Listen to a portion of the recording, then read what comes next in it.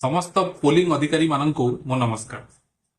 आपण माने समस्ते आसंता 25 मई 2024 दिन निजर देश पई एक अति दायित्वपूर्ण कार्य संपादन करबा पई जाउछंती।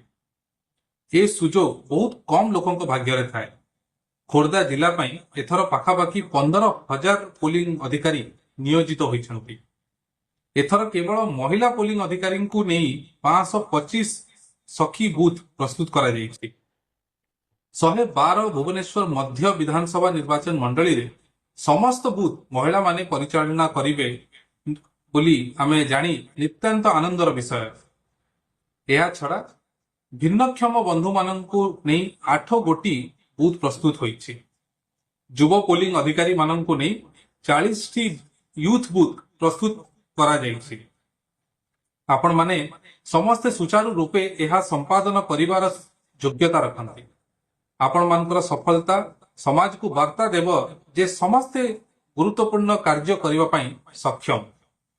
समस्त पोलिंग अधिकारी जेते दक्ष भाबरे कामटी तुलाइबे ता उपरे आसंता 5 वर्ष रो भविष्य निर्भरशील।